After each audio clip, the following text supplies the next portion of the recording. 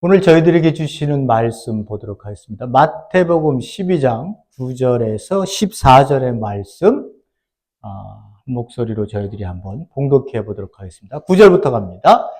그분께서 거기서 떠나 그들의 회당으로 들어가셨다. 그런데 마침 마비된 손을 가진 사람이 있었다. 그러자 그분께 질문하여 말하였다. 안식일에 치유하는 것이 적법합니까? 이는 그분을 고발하려는 것이었다. 그들에게 말씀하셨다. 너희 중 어떤 사람이 양 한 마리를 가지고 있는데 만일 이것이 안식일에 구덩이에 빠졌다면 그것을 붙잡아 끌어올리지 않겠느냐? 그렇다면 사람은 양보다 얼마나 더 귀하냐? 따라서 안식일에 선악을 행하는 것이 적법하다. 그러고서 그분께서 그 사람에게 말씀하신다. 내 손을 펴라. 그래서 그가 펴자 다른 손으로 온전케 됨져 회복되었다. 그러나 바리새인들은 나가서 그분을 없애기 위해 그분을 대항하여 모의하였다. 여러분들도 다 들어보시면 예수님이 어떤 의도로 말씀하신 건 알죠. 그러나 이 안에 참으로 무서운 이야기들이 많이 좀 있습니다. 그런 것들을 좀 보기를 원하는 거죠. 1세기 사람들은 실감했을 거예요. 근데 우리는 2000년 이후에 이제 이 말씀을 들으니까 내가 살았던 시대도 아니고 우리 조상이 살았던 시대가 아니어서 조금은 그렇습니다만 오늘 본문을 말씀을 통해서 무슨 말씀을 하시려는지 보도록 하겠습니다. 껍데기에 질식하는 생명들 이런 얘기를 제가 좀 제목으로 달았습니다. 껍데기가 쌓이면 제 생명이 숨을 못 쉬어요. 종교의 행위에 쌓이면 삶이 없어요. 하나님에 대한 자비, 하나님에 대한 사랑 이런 것들이 없어집니다. 그냥 껍데기만 남해요. 너와 내가 만나도 껍데기로 만나요. 껍데기로 만나서 자기가 가지고 있는 껍데기 자랑들 하느라고 세상 사람들은 다 그렇습니다만 교회에서조차도 그런 경우가 많이 있습니다. 생명이 생명을 만나야 생명의 기쁨을 누릴 수 있는데 껍데기와 껍데기가 만나면 부딪혀서 서로 상처만 내고 서로 간에 아픔을 건드려서 화만 내서 싸움질만 하는 그러한 일들이 왕왕 우리 교회에서도 일어납니다. 그래서 제가 생명이 얼마나 귀한데 이 생명을 벗어버릴 수 있는 그러한 의식을 우리가 가질 수 있나? 내가 지금 이 사는 게 이 껍데기 속에 사는 거 아닌가? 내가 이거 봐야 될 진정한 것들을 보지 못하고 우리가 이렇게 뭔가 잘못된 신앙생활을 하고 있는 게 아닌가?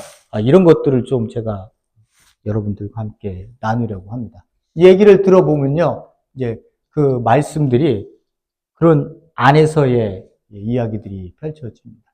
저희들이 보려고 하는 오늘 두 번째는 안식일날 저번 시간에는 국식 이삭을 꺾었기 때문에 이제 그에 대한 안식 논쟁이 있었고요. 오늘도 같은 날 안식일에 회당에 예수님이 들어가셔서 손 마른 자에 대한 그 고침이 안식일에 행하는 것이 옳으냐, 행하지 않는 것이 옳으냐라고 하는 논쟁을 오늘도 하게 됩니다. 제가 말씀을 한번 드려보도록 할 테니까 한번 잘 보시기 바랍니다. 그분께서 거기서 떠나 회당에 들어가셨다. 이 회당은요, 맨 처음부터 이스라엘 백성에게 회당이 있지 않았죠. 솔로몬 성전이 있었는데 왜 회당이 있었겠어요? 그죠? 솔로몬 성전에는 회당이라는 게 존재하지도 않았어요. 회당이 어떻게 존재했느냐? 그들이 포로로 끌려갔을 때, 그들이 바빌론으로 포로로 끌려갔잖아요? 그러니까 자기들이 드릴 제사 성전이 없잖아요. 예루살렘 성전은 이미 파괴가 되어졌고, 그리고 포로로 끌려왔으니 자기들에게 성전을 지어질 일도 없는 거고, 유대인들을 위해서요. 그래서 그들이 몇몇씩 모여서, 몇 가정씩 모여서 이렇게 자기들끼리 그 하나님을 섬기는 일들을 했습니다. 그때 만들어진 게 이 회당이에요. 그러니까는 포로기 때문에 만들어진 거예요. 이 회당이라는 것이요. 자, 이 회당이 그래서 어디까지 가 있었어요? 그것이 그들이 포로를 돌아왔을 때서도 그들이 이 회당을 져서 자기네들끼리의 무리의 그 예루살렘 성전까지 가지 않더라도 회당에서 매 주일마다 안식일마다 자기들이 예배를 드렸던 거죠. 그 기원이 거기서부터 나옵니다. 자, 그런데 마침내 마침 마비된 손을 가진 사람이 있었다. 회당에 들어갔더니 손이 마비된 사람이 있었다는 거예요. 예수님께서 그러자 그분께 질문하여 말하였다. 누가요? 어떤 사람들이, 그 사람들이 누구냐면 여기 봤더니 바리새인들이에요. 바리새인들이 그분께 질문했다. 뭐라고 질문했냐? 안식일에 치유하는 것이 적법합니까? 이렇게 물어본 이유가 안식일에 치유를 해도 적법합니까? 라고 하는 물어본 의도가 이 사람들은 고발하려고 하는 의도를 가지고 있었다는 거예요. 바로 전 시간에도 봤습니다만 안식일을 범해? 이건 있을 수 없는 일이거든요. 그것을 예수는 정당화했어요. 그죠? 다윗의 예를 들었고 그 제사장들이 성전에서 안식일을 범해도 그들이 죄가 되지 않는다는 것으로 정당화했습니다. 요번에는 안식일의 회당 안에서의 이 이야기가 한 번 더 그들에게는, 유대인들에게는 눈에 가시처럼 또 한 번 들어온 거예요. 그래서 이 고발할 의향으로 이제 이야기를 하려고 합니다. 안식일에 사람을 고치는 게, 치유하는 게 정당합니까? 얘기를 했을 때 우리가 구약으로 넘어가야 되죠. 구약에 들어가면요, 하나님께서 그 율법을 주실 때 안식일에 아무 일도 하지 마라 이렇게 적어놨잖아요. 그죠? 출애굽기 같은 데 보면요. 근데 아무 일도 하지 말라 그랬는데 뭐를 하지 말라는 거예요. 뭐는 해도 되고 뭐는 하지 말라고 하는 게 모르잖아요. 그죠? 그러니까는 어떻게 해요? 39가지의 일을 자기네들이 만들어 놓은 거예요. 랍비들이. 그때 당시에는 뭐 하지 말라 하니까 안 했겠지만 가면서 흐르면서 지금 예수님 당시에 올 때까지 그들이 했었던 안식일에 무엇을 하고 무엇을 하지 말아야 될 것인가에 대한 부분들을 39가지를 그들이 입을 통해서 구전되어져 왔었어요. 그걸 이제 3세기가 돼서는 미슈나라고 하는 것을 만들어서 총체적으로 자기네들이 구전으로 내려왔던 것을 글로 적어서 백성들에게 줍니다. 그러니까 이때 당시에, 예수님 당시에 안식일에 병을 고치는 것이 옳으냐 고치지 못하는 것이 맞느냐라고 하는 것으로 그 전서부터 뭐가 있었겠어요?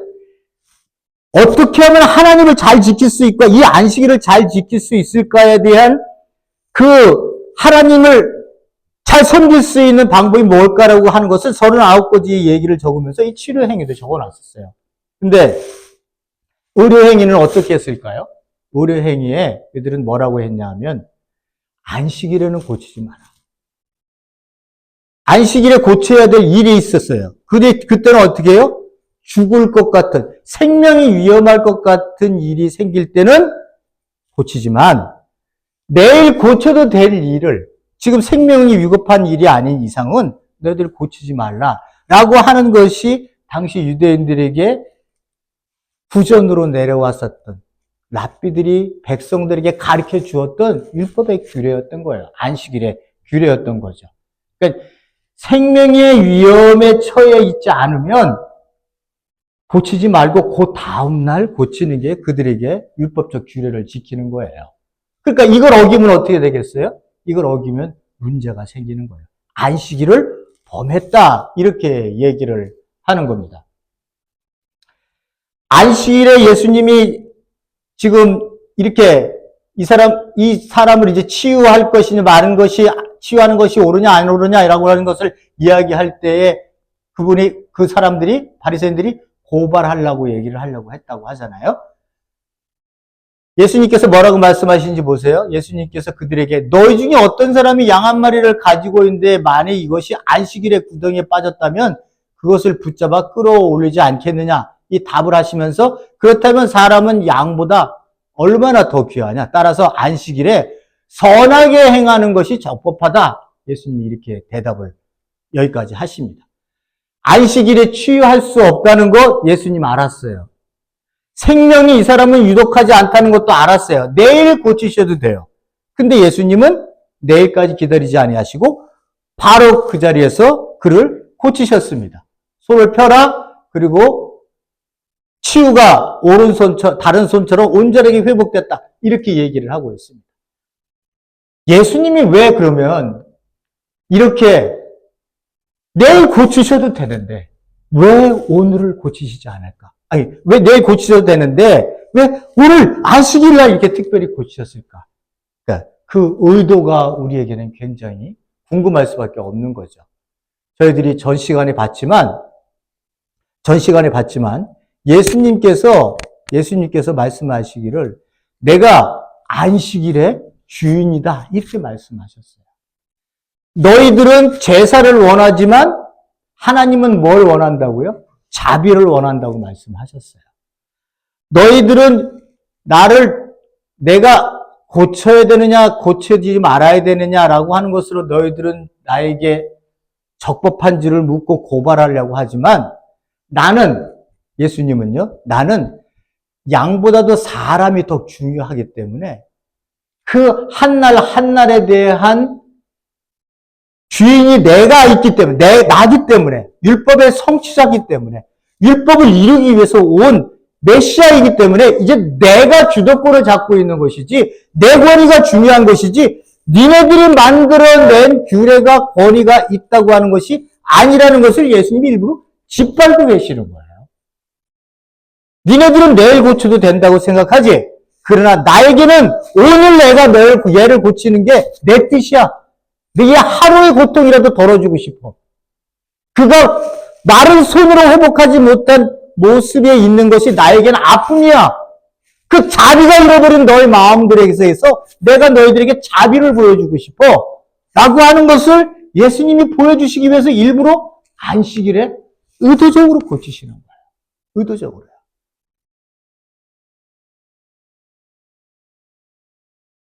여기 양 한 마리가 구덩이 빠졌다고 예를 들으시잖아요. 야, 양 한 마리가 양 한 마리를 얘기한다는 거는 소중하다는 거를 얘기하는 거예요. 그 가정에 양 한 마리밖에 없는데 그 양 한 마리가 구덩이에 빠졌어요. 초기에는요, 이거를 살려야 될지 안 살려야 될지 때문에 초기의 랍비들, 이 종교 지도자들은 어떻게 생각했냐 그러면 구덩이에 양 한 마리가 빠지면 초기에는 야, 양 한 마리 저거 지금 우리가 꺼내면 일이 되니까 꺼내지 말자. 그냥 먹이만 주어서 살려서 안식일이 지날 때까지 기다리자. 이렇게 맨 처음에는 이야기를 자기네끼리 맞췄어요. 그 다음에 조금 지난 다음에는 어떻게 생각하냐면, 야, 그래도 저 양이 죽을 수도 있으니까 안 되겠다. 저 생명 귀하잖아? 그러니까 어떻게 해요? 그들에게, 그 구덩이에 빠진 양에게 안식일 날이요? 먹을 것을 주고 거기다가 침대 매트리스 같은 거를 막 집어 던져주는 거예요. 그걸 밟고 너가 알아서 올라오라고. 예? 그러니까 그 사람들의 생각이 어떻게 했어요? 안식일은 일을 해서는 안 된다고 생각을 했던 거예요. 나중에는 어떻게 해요? 여기 보니까 이때까지 와보니까 예수님 당시에까지 그렇게 해서 오니까 흘러서 왔더니 그들이 어떻게 해석했냐 그러면 이제는 어떻게 한다고요? 구덩이에서 안식일에 구덩이에 빠졌다면 그것을 붙잡아 끌어올리지 않겠느냐. 너희들 지금은 그렇게 하고 있다는 거예요. 이제는. 그러니까 이게 맨처음부터 이렇게 구덩이에 끌어올리지 않았다는 거예요.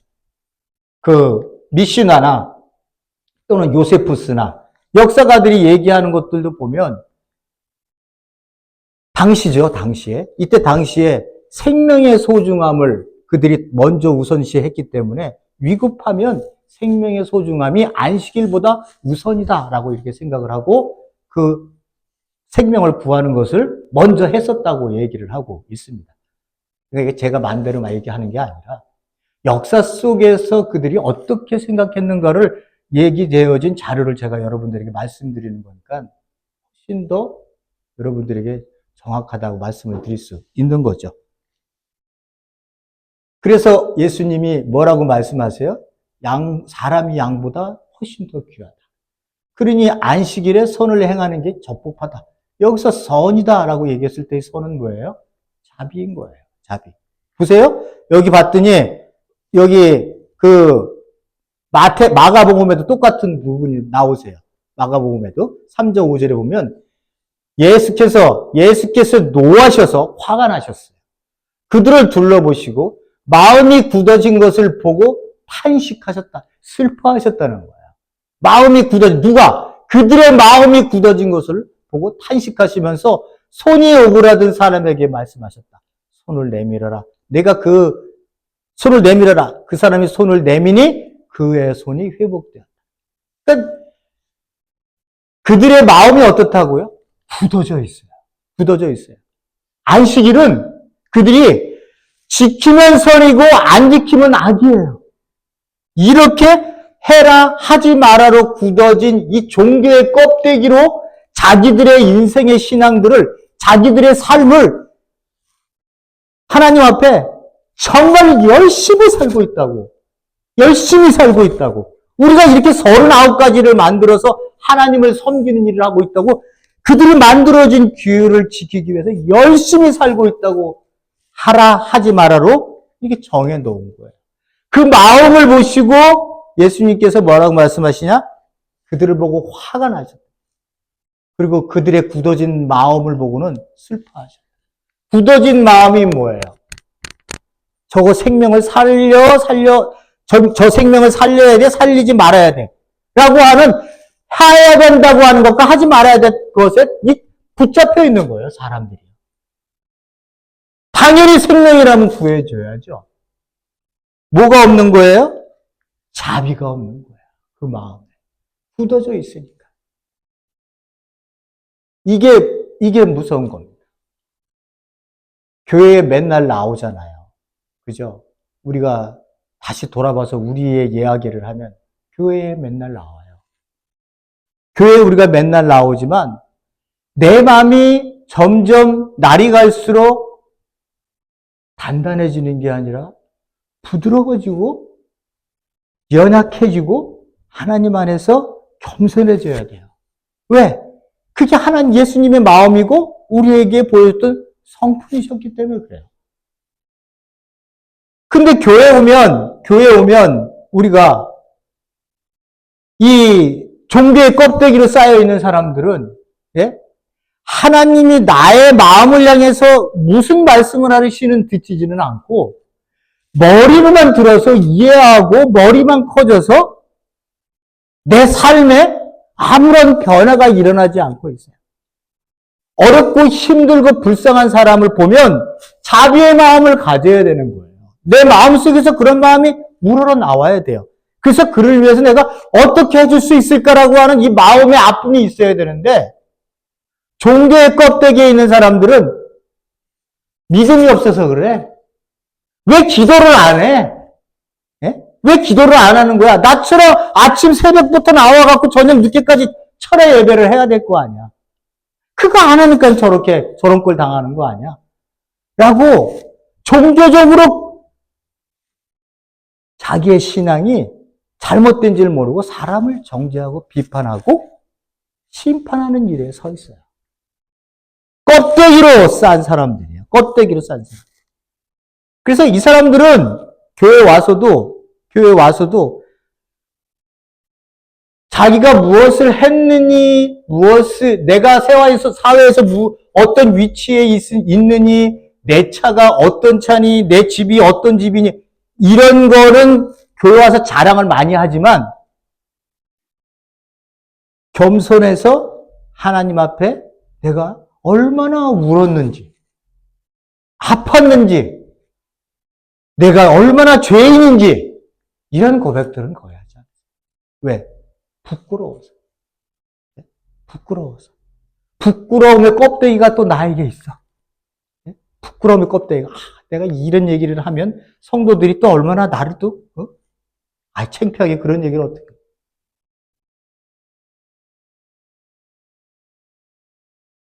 이런 껍데기에 쌓이면요, 그런 성도들이 모이면요, 그 교회는 산으로 가는 거예요.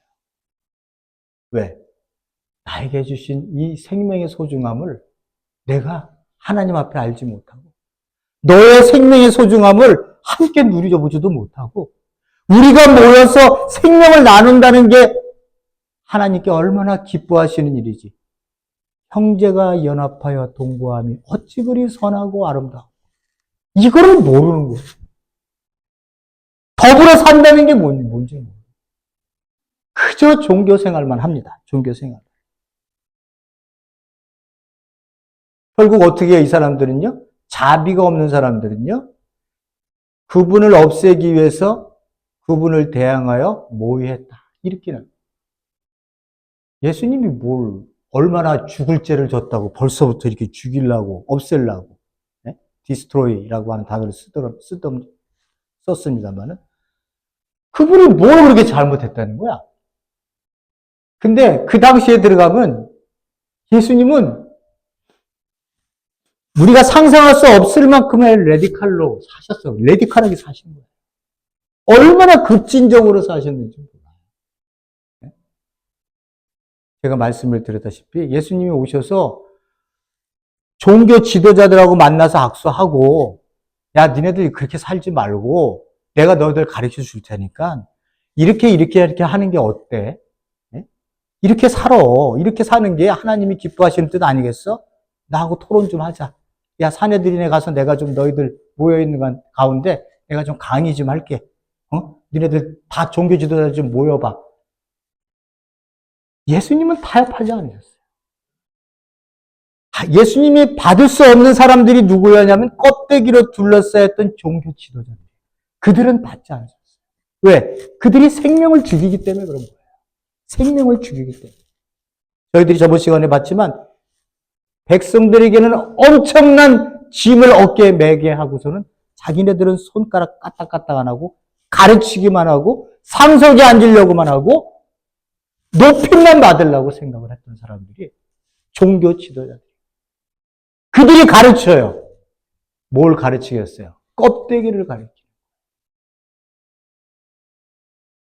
백성들의 굶주림과 고통, 하루를 사는 삶의 모습들을 지켜보면서 눈물을 흘리지 않습니다. 왜요? 그들에게 보여주는 건 종교적인 틀 안에서 보여지는 모든 것들이 전부이기 때문에 그런 거예요. 예수님이 안식일 몇 번 어겼다고 죽이려고 했겠어요? 예수님을 죽이려고 한 이유는요, 자기네들이 지금까지 종교 지도자로 백성들을 가리켜서 엄청난 성을 쌓아서 울타리를 만들어 놨는데 예수가 와서는 자신들이 백성들에게 가르쳤었던 그 권위를 넘어선, 위에서 권위를 넘어선 이 권위로 백성들을 가르치니까 자기들의 권위가 무시당하고 있는 거예요. 안식일을 안식일에 병 고치지 말라 그랬잖아. 생명이 위험한 거 빼놓고는. 근데 왜 당신은 우리를 무시하고 왜 안식일에 손 마른 자를 고치는 거야? 너 우리의 권위에 도전하는 거야? 우리의 권위를 무시하는 거야? 예수님은 뭐예요? 무시하고 있는 거예요. 내가 너희들보다 그 높은 권위에서 내가 너희들에게 지금 아버지가 원하는 뜻을 내가 너희들에게 행하고 있다는 거예요. 그러면 예수님이 안식일의 주인은 구약에서 하나님 외에는 누구도 안식일의 주인이 아니에요. 근데 예수님께서 오셔서 내가 안식일의 주인이다라고까지 말씀하시면서 그들이 세워놓은 이 권위들을 발로 짓밟고 계시니까 그들이 어떻게 해요? 예수를 죽이려고 한 거예요. 왜? 자기의 권위, 기득권, 지금까지 쌓아온 모든 것들, 율법적으로 쌓은 모든 것들, 이 껍데기들이 예수가 짓밟아 그 위에 서서 내가 하나님께서 보내신 메시아로 그들 앞에 내 행위가, 내가 하는 것이 곧 하나님이 원하시고 보내신 뜻이라고 하는 것을 그들에게 이야기하기 때문에 자기들의 권위가 없어지니까 어떻게 해요? 예수님을 없애려고 했던 거예요. 고발은요, 첫 번째는 회당에서 합니다. 회당에서 예수가 안식일을 범했어. 그러면 예수 오라 그래. 이렇게 해갖고 23명이 종교 재판을 열어요. 근데 안식일 보면서 그렇게 안식일을 범하면 어떤 일이 생기냐? 거기서 출교를 당하든지 아니면 공동체 안에서 살지 못하도록 바깥으로 빼버려버려요. 이 사람은 우리 공동체 멤버가 아니라고 얘기를 하는 거예요. 이게 죽음을 얘기하는 거랑 똑같아요. 그 당시에 있는 사람들에게는요. 안식일에 회당에서 종교 재판을 열 수 있어요. 거기다 고발하려고 했었다고 얘기를 하는 거예요. 근데 여기 봤더니 어떻게 해요? 죽이려고 얘기했다면서요. 이 죽이는 권한은 누구에게 있어요? 로마 총독에게 있어요. 그러면 이 사람들이 회당에다가 고발을 해놓고 예수를 봤더니 이거는 악질이네. 우리 권위에 대해서는 전혀 인정을 하지 않고 지가 하나님인 양 권위를 내세우고 있네. 이거는 죽여야 돼. 이렇게 생각하면요. 예루살렘에 있는 대산헤드린으로 옮기는 거예요.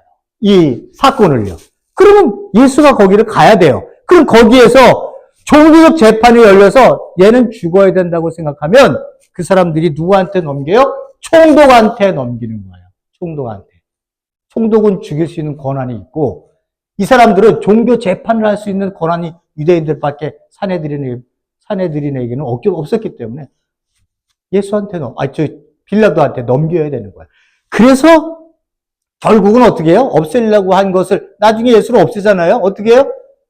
그들이 예루살렘에 있는 산헤드린으로 예수를 불러다가 신문하고는 그리고는 어디로 넘겨요? 빌라도에게 넘겨서 정치범으로 죽이는 거예요. 정치범. 정치범은 전부 십자가입니다. 정치범은. 그 옆에 있던 사람들 십자가 양쪽에 둘이 있었다 그러잖아요. 강도라고 얘기를 하는데 아니에요. 그거는 그때 당시에 썼었던 성경들이 그 로마 제국 안에 있었기 때문에 써놓은 거를요, 검열을 했어요. 검열을 했는데 얘를 애국자, 민족주의자라고 못 쓰니까 강도라고 쓴 거예요. 그걸 어떻게 알았냐면 요세푸스가 역사에 쓸 때에 그들을 민족주의자들을 강도라고 표현했다고 얘기해요. 그러니까 이 예수도 정치범으로 한가운데서 죽고 있지만 이 옆에 있던 사람들도 양아치들이 아니에요. 양아치들이 아니라고. 이스라엘의 민족을 위해 싸웠었던 이 민족주의자들이에요. 민족주의자들이야. 그러나 예수님에게는 민족주의가 중요한 게 아니라 내가 메시아로 내가 이 땅에 와서 내가 왜 십자가를 져서 내가 왜 하나님 곁으로 가야 하는지에 대한 이 사명이 중요했기 때문에 이 민족주의자들은 나라만 보아본 거 아니에요. 나라만. 그러나 예수님은 하나님이셨기 때문에 그걸 넘어선 그 아버지의 계획이 있었기 때문에 그렇게 말씀하시고 가셨지만 결국은 예수를 없앤다고 얘기하는 것은 예수님을 정치범으로 죽게 만든 누가? 이 바리새인들 종교 지도자들. 그렇기 때문에 이들이 가지고 있는 기득권이 이렇게 어마무시한 힘으로 세상의 힘으로 어떻게 해요? 힘없는 예수 하나를 그렇게 정치범으로 죽일 수밖에 없었던 거예요. 자, 여러분 잘 생각해 보세요. 예수가 뭐라고 그까짓게. 지네들이요. 그 종교 지도자들이 권력을 갖고 있었던 기득권자들이 예수 무시하면 될 수도 있었어요. 근데 예수를 무시할 수 없었던 이유는 제가 말씀드렸다시피 그들이 가지고 있는 권위에 대한 도전이 백성들이 보고는 분명히 이 새로운 교훈이로다라고 얘기할 수 없고 바리새인들이 가르치는 권위보다 훨씬 뛰어난 권위를 갖고 하나님처럼 가르쳤기 때문에 유대인의 그 종교 지도자에게는 위협이 될 수밖에 없는 거예요. 위협이 될 수밖에 없어요. 거기에 백성들이 모이면 자기들이 가르쳤었던 백성들인데 자기들을 떠나 예수에게로 모이는 게 그들은 싫었다. 그 눈치를 보고 있는 거예요. 기득권을 빼앗길까 봐. 예? 그러니까 뭐를 이용해서 죽여요? 개인이 죽여요? 천만에요. 제도가 죽이는 거예요. 제도가. 제도라고 하는 그 유대교 제도 안에 예수를 집어넣고 예수를 죽이는 거예요. 무서운 거예요, 여러분.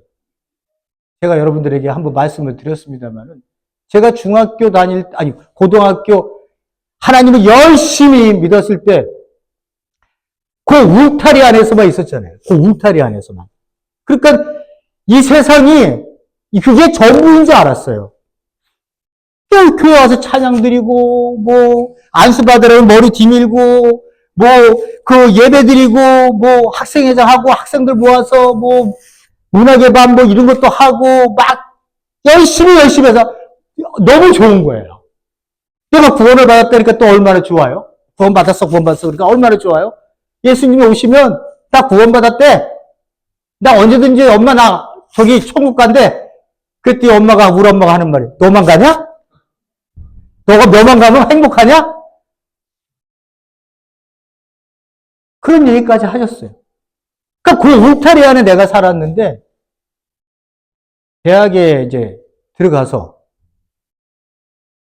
정말 제 인생이 확 바뀌어지는 경험을 제가 하는 거예요. 이렇게 무서운 세계가 이 대한민국이라는 그 좁은 땅덩어리 안에 또 다른 세계가 있다는 걸 알지 못했어요. 엄청난 공권력이 수많은 사람들을 짓밟고 있다는 것을 저는 몰랐어요. 거기 대학 들어가고 난 다음에 정말 이게 아니구나. 교회 가고 싶지 않다. 교회 안 나갔어. 내 앞에 보여지는 현실은 너무나 고통스럽고 힘들고 무섭고 그런 현실을 저는 봤어요. 그게 한 사람 때문에 그래요? 아니에요. 제도권, 권력이라고 하는 그 제도권이 만들어낸 이 체계가 얼마나 무서운지.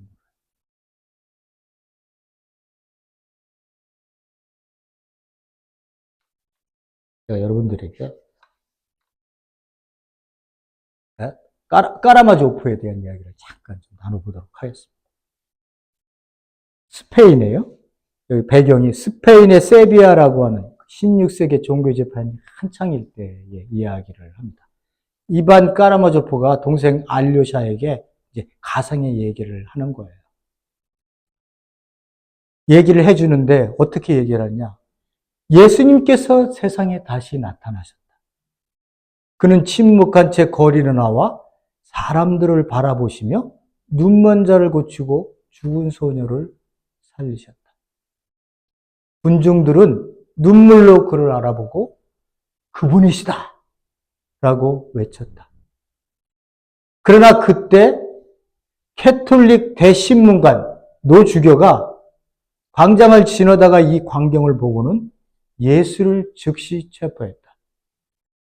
그를 감옥에 가두고는 밤이 되었을 때 대신문관 노주교는 예수와 단둘이 대화를 나눈다. 대화 내용을 잠깐만 말씀을 드릴게요. 뭐라고 대신문관이 얘기하는지 보세요. 캐톨릭 노주교가 당신이 왜 여기 왔는지 나는 압니다. 그러나 당신은 내일 화형에 처해질 겁니다. 사람들이 모르는 것이 있습니다. 뭐냐 하면 그건 당신이 인간들에게 너무나 많은 자유를 주었다는 겁니다. 그런데 우리는 그 자유를 거둬들여서 그들에게 행복을 주었습니다. 이게 무슨 얘기냐면요. 예수 그리스도께서 이 땅에 십자가를 통해 우리의 죄를 사해 주시고 우리에게 새로운 생명을 줬어요. 제가 말씀드렸죠? 만세, 난 이제 자유야. 죄로부터의 자유? 해방? 그 무엇도 이 세상에 무엇도 나를 가둘 수 있는 것은 없어. 난 자유야. 나는 무엇을 선택할 수 있는 자유가 있고 무엇이든지 거부할 수 있는 자유가 있다고 하는 이 자유를 하나님께 나에게 주었다는 거예요. 그런데 이 사람이 뭐라고 얘기를 하냐 그러면 신문관이 당신이 그렇게 자유를 주었는데 이 백성들은요 자유보다는 빵, 기적, 권세 예수 당신이 광야에서 받았던 세 가지 시험 빵, 기적, 권세를 원한다는 거예요. 자유보다도. 그래서 우리가 그들의 인간들의 자유들을 내가 다 우리가 갖고 우리가 제도라고 하는 캐토릭이라고 하는 제도를 만들어서 그 안에서 이것 해 저것 하지 마라 내 얘기만 들어 이렇게 해야 구원 얻어 라고 하는 것들로 내가 가르침을 주는 것을 백성들은 더 원한다는 거예요. 당신이 착각하고 있다는 거예요. 당신. 백성들은 자유를 원치 않다는 거예요.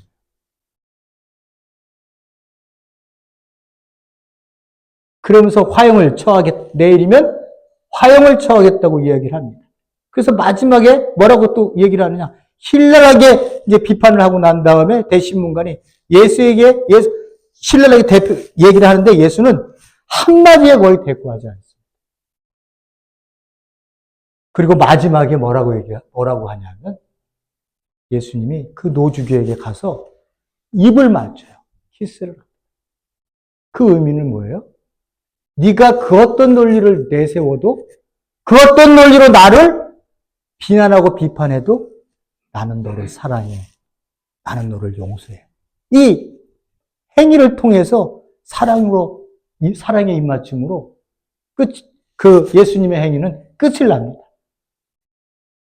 그 순간에 그 노주교가요, 벌벌벌벌 떨면서 문을 열어요. 그 감옥문을 열면서 이렇게 얘기합니다. 가라! 그리고 다시는 오지 마라. 제가 이 설교를 준비하면서 예수님한테 어떻게 그럴 수 있지? 가서 다시는 오지 마라. 이렇게 할 수 있는 권위를 가진 인간이 어디 있어요? 그만큼 캐토릭이 얼마나 껍데기에 쌓여진 이 제도로 백성들을 가리켰으면 예수가 왔는데도 예수 보고 다시는 오지 마 너. 우리가 케어하고 있으니까 테이크 케어하고 있으니까 너 다시는 오지 마. 이 제도권 1600년 동안 1500년 동안 우리가 쌓아온 거야. 그러니까 다시는 오지 마. 다시는 오지 마. 저는 이 얘기를 듣는데 제 가슴 속에 비수가 팍 꽂히는 거예요. 너무나 어떻게 이렇게 얘기할 수 있을까? 그건 정말 양심의 화인을 맞지 않고서야 일반 평신도도 아니고 대주교가 어떻게 이렇게 얘기할 수 있을까? 이 얘기는 이 사람의 한 주교의 얘기가 아니라 캐톨릭이 예수에게 그러는 거예요. 너 오지 마. 다시는 이 땅에 내려오지 마.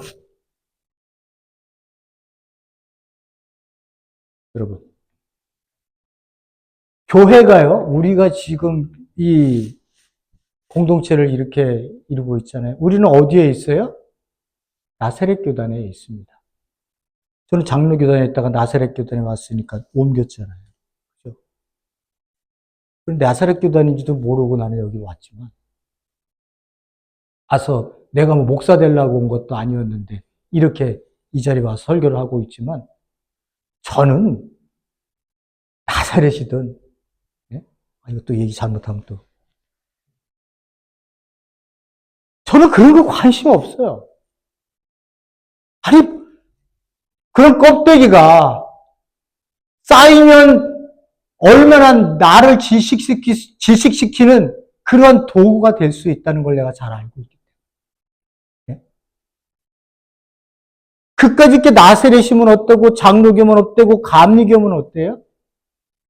내가 그리스도께서 주신 이 생명이 이 땅 위에서 얼마나 복되게 하나님 보시기에 아름답게 자라나는 것에 하나님의 관심이 있고 그 공동체가 모여서 하나님을 찬양하며 이 땅 위에 어떻게 예수 그리스도께서 세상 사람들에게 주겠는지를 우리가 삶을 통해 보여주기를 원하기 위해서 이게 모였는데, 이렇게 모였는데, 만약에, 우리 교단에서 누가 나한테 와갖고, 왜 교회 예배 안 해? 니네들은 왜 수요 예배 안 드려? 니네들 하루 일주일간 예배 드리는 걸로 다 끝내? 영적으로 그렇게 부족해도 돼? 너희들 이것 해, 저것 해, 이거 해, 저거 해. 이렇게 얘기하면 전 싸울 거예요.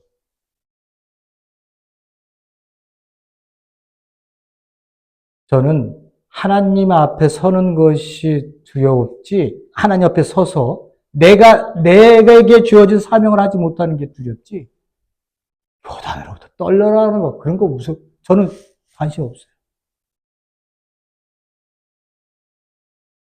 우리가 자유를 줬다는 게 뭐예요, 여러분? 이 자유를 또다시 제도권에 상납할 거예요?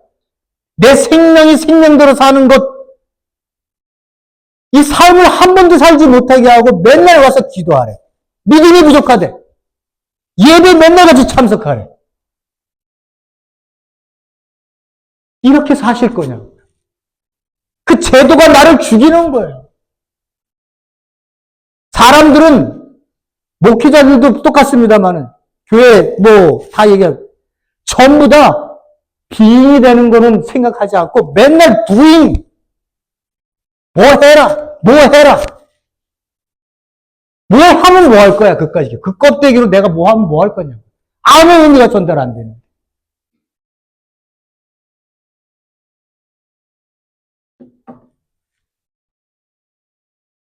여러분들의 생명 하나하나가 하나님에겐 소중한 거예요. 하나님의 관심은 여러분의 생명에게 있어요.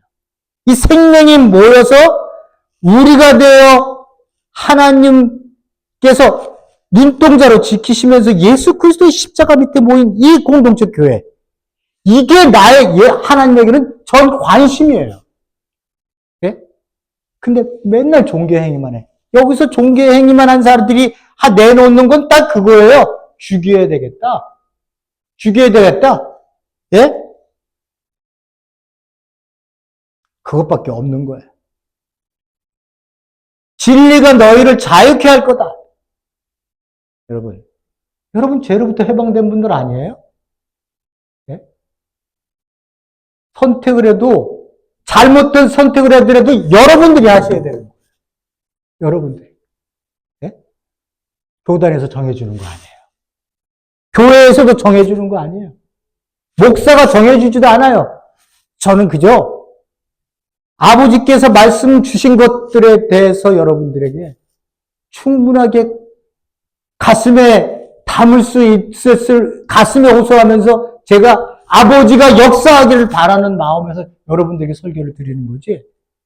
제가 이거 선택하세요, 저거 선택하세요? 그렇게 어떻게 할 수 있어요? 하나의 생명을 두고. 예? 진리가 너희를 자유롭게 한다. 그러므로 그리스도 예수 안에 있는 자에게는 결코 정죄함이 없다. 죄와 사망의 법에서 너희를 해방했다. 우리는 자유할 수 있는 거예요. 자유할 수 있다고 제가 말씀드렸다시피 막 살 수 있는 존재가 아니라는 거죠. 그런 피조물로 우리가 생명을 얻은 게 아니니까. 그리스도께서 우리를 자유롭게 하시려고, 그리스도께서 우리를 자유롭게 하려고 자유를 주셨으니 그러므로 굳건하게 서서 다시는 종의 멍에를 맺지 마라. 율법 얘기하실 때. 또 뭐 안식일을 지켜야 된다든지 11조를 지켜야 된다는 그딴 얘기하지 마요. 그런 율법 얘기하지 마세요. 그런데 관심도 기울이지 마시고. 여기 이렇게 예수님이 다 이뤄놓으신 거를 왜 우리가 회개해서 다시 왜 예수를 십자가에 못 박으라고 하냐고요, 우리가. 형제들아, 내가 자유를 위하여 부르심을 입었나. 여러분들도 자유를 위하여 부르심을 입은 사역자들이에요. 사역자들. 자유로 육체의 기회를 삼지 말고 오직 사랑으로 서로 종로로 되라. 목회자만 그러라는 게 아니라 여러분 한 사람 한 사람들이 사역자인 거예요. 사람들을 만나시면요, 여러분들이 그리스도의 내 생명의 모습을 삶을 통해 자연스럽게 나오는 그 향기를 드러내시면 되는 거지. 억지로 내가 목회자, 그리스도이니까, 선하게 해야지. 그래, 막 모주. 이런 거 하지 마. 부자연스럽고, 더욱더 가증스럽고 가식스러운 거예요. 주는 영이시니 주의 영이 거기서 계신 곳에는 자유가 아닙니다. 여러분들이 이렇게 공동체로 모여서 우리가 식사를 하고 마음껏 얘기도 나누고 또 이런 얘기 저런 얘기 부족한 얘기 완벽한 얘기 사랑스러운 얘기 그 어떤 얘기를 나누더라도 우리가 그런 것들로부터 자유할 수 있는 이유가 여기 있는 거예요. 하나님이 우리와 함께 하시. 우리가 무슨 말을 해도 그럴 수도 있고 저럴 수도 있지. 아닐 수도 있고 부족할 수도 있지. 그냥 받으면 되는 거예요. 그리고 우리가 할 수 있는 기도의 한 가지는 너를 위해 기도할 때 하나님 저 생명이 내가 잘나서가 아니야. 내가 너를 사랑하기 때문에 그런 거예요. 내 지체이기 때문에 그런 거예요. 하나님 저 생명이 하나님 안에서 더욱더 복된 존재가 되게 해요. 그리고 우리 모두가 복된 존재로 생명을 나누는 것이 얼마나 행복한지를 아는 우리 교회 되게 해주세요. 큰 거 얘기하지 마세요. 그게 가장 기본입니다. 그게 그리스도인들이에요. 그걸 떠나서는요, 기도를 아침서부터 밥상 차려놓으면 새벽에까지 기도하고 있다. 그런 걸 얘기하려고 예수님이 이 땅에 우리에게 새로운 생명을 주신 게 아니라는 거예요. 종교 행위를 걷어치세요. 생명으로 사세요. 우리가 이렇게 그러라고 하나님이 여러분과 저를 만나게 하신 거예요. 저는 이걸 왜 얘기할 게 없어요. 예? 보여주는 예수님의 이야기가 모두 그런 이야기인데 어떻게 딴 종교 얘기를 해서 여러분들을 또 틀에 가두겠어요. 틀에 가두는 얘기하거나 내가 그렇게 해서 계속 틀에 가둬서 여러분들을 움직이려 하면 제가 알아차리면 제가 그만두고 여러분들이 알아치면 저를 파이어 하세요. 그런 자유도 없으세요? 두려우세요? 뭐가 두려우세요? 네? 그렇게 못하니까 맨날 끌려다니는 거 아니에요, 우리가. 저 얘기하는 거예요, 저 얘기. 네? 이게 내가 말을 안 하고 얌전하게 있고 그냥 얘기하면 그냥 예, 맞습니다. 듣기만 해줬더니 이게 제가 호구인 줄 알아요. 목회자들이. 나를 이렇게 흔들려고 해. 내가 제일 싫어하는 거거든요. 저는 그런 자들을 위해서 싸울 거예요. 목사를 하더라도 저는 그런 거 용납 못합니다. 그렇게 당하는 사람을 보더라도 제가 가만히 있지 않을 거예요. 제가 하고 싶은 얘기는 다 했습니다. 여러분 오늘도 귀한 식탁의 교제와 함께 또 귀한 시간들을 많이 갖기를 원합니다. 고맙고 감사하신 하나님 아버지, 하나님, 제가 나사렛 교단의 승인이 되었다고 이야기했을 때도 저는 제가 변하지 않았는데 승인이 됐든 안 됐든 제가 사역을 잘하지 못한다면 그까짓 게 승인되면 뭐하고 승인 안 되면 뭐합니까?